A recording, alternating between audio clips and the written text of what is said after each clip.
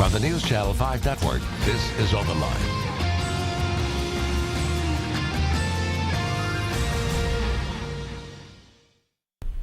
Welcome to Open Line on this Monday evening. Thank you so much for being with us. I'm Carrie Sharp. We have a great topic to discuss tonight, and you are always welcome to call in.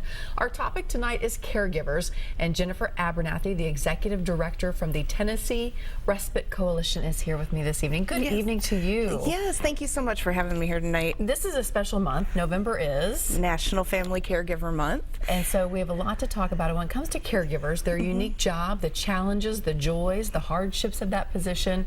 Yes. And so many people are placed in that position these days. Yes. It goes across age ranges, everything. Totally. Caregiving can happen to you at any time during your life.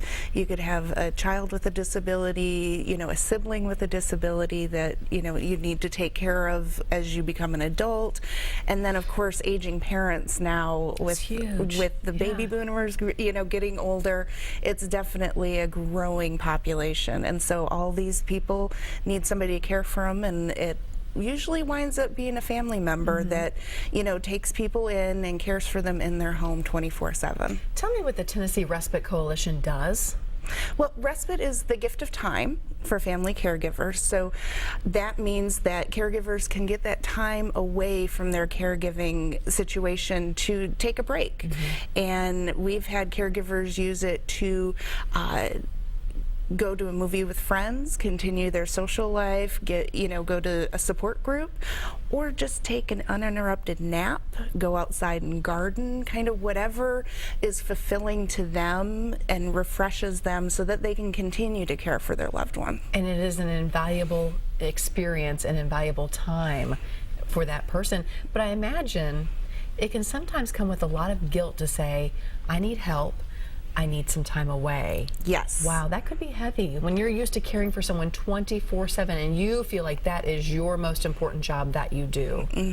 Yeah, and when we have calls to the respite helpline at the coalition, we do get a lot of that. We do hear a lot about caregiver guilt and thinking, oh, nobody's going to take care of them as good as me, and this is my responsibility. I don't want to burden anybody else. And the important thing for those caregivers to remember is if they don't take care of themselves, they're not going to be able to continue to care for their loved one. It's kind of like the when you're on an airplane and they talk about the oxygen masks, and you're supposed to put on your own oxygen mask before you assist somebody else. And so that's what respite really is putting on that oxygen mask so that you can help your loved one. You've got to be filled back up at some point so you can pour that into somebody else, because these jobs as a caregiver, whether it's a child with the special needs, whether it's your mom or dad that maybe has Alzheimer's now, or a spouse, it can take its toll. It's a very stressful position, no matter the amount of love that comes with it.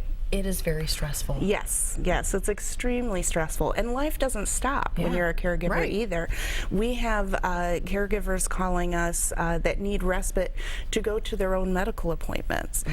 We just actually helped somebody just recently who was diagnosed with cancer and had to go in for the intermediate chemo treatments and everything. So she used her respite to go to the treatments and then the time afterwards to rest so that she can get healthy.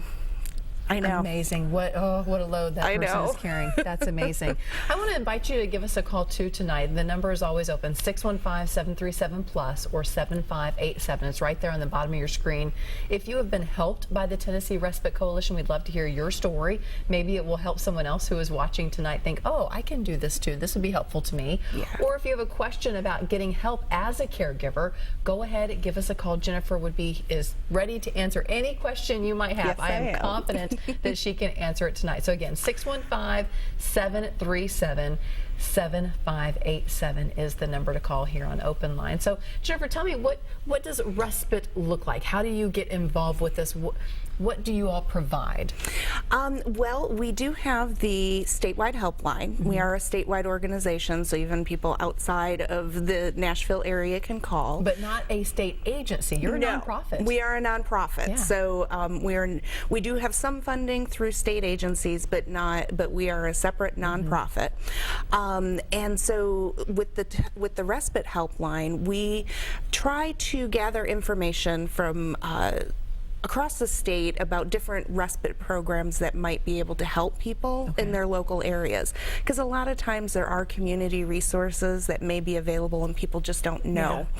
And the other thing we find is that sometimes people don't understand the term respite, and when they call they say, oh, I need respite for my son, or I need respite for my dad, and we go through and explain, the respite is actually for you. And so we also help people make that kind of mind shift to be ready to take care of themselves because of the guilt factor and a lot of other reasons. So so with the helpline, we do that acts as kind of our entry into our organization, and we do have a respite voucher program that helps reimburse family caregivers for some of the cost of respite. Financial barriers sometimes come in the way of a caregiver getting respite, because if they're spending the extra money in the budget on medical expenses or food, or healthcare has always gone, it keeps going up. So since that's such a big barrier, that's one of our programs, is to try and break down that barrier for people. And through the voucher program, we're able to reimburse caregivers. They can hire whoever they want. They can, if it's a family member, a neighbor, somebody that the person's already comfortable with in the home, or if they wanted to use an outside agency. A lot of families over the summer use the respite vouchers for camp. For their child with a disability. So so they can kind of use it in any way, as long as it equates somehow to time for them, for the caregiver to take care of themselves. Are there qualifications? I'm sure there have to be. How do you become a part of this? How do you qualify?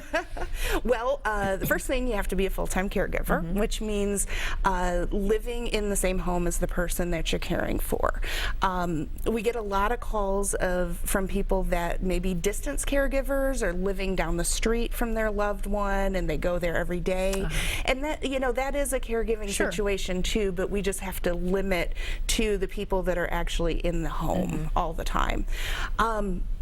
So that's the first qualification, and then we take all the demographic information over the phone, and we ask people to send in 2 pieces of information: the proof of diagnosis for the person that they're caring for, and some kind of proof of income for the household. After that, we kind of take all that information and look at our different funding sources, because we have, like I said, some funding sources from the state that are statewide, but they have different restrictions on them, like maybe a diagnosis or an income level. And then we have funding from foundations that sometimes have a geographic determination. So we just always say, if you're a caregiver, call us. We'll worry about if you qualify or not. There you go. That's a good way to put it. Let you guys worry about it. Yes. It's one less thing for the caregiver to worry about. Right, exactly. And we have different funding sources come through at different times during the year, so nobody else needs to keep track of that. That's our job. Yep. That's your job. All right, so you have, through the hotline, you can help people get connected within their own community to the resources there. You have the voucher program. What else will people find? We have a national service program through the Corporation for National and Community Service that is called the Senior Companions Program.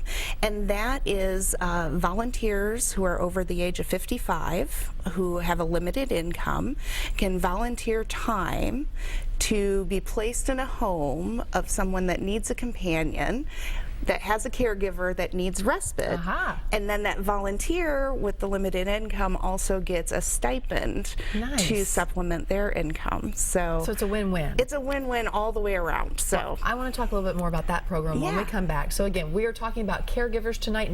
November is National Caregivers Month. If you have a question for Jennifer with the Tennessee Respite Coalition, be sure to call. The lines are completely open right now, so I know you can get through. 615-737+ is the number to call, and we will be right back.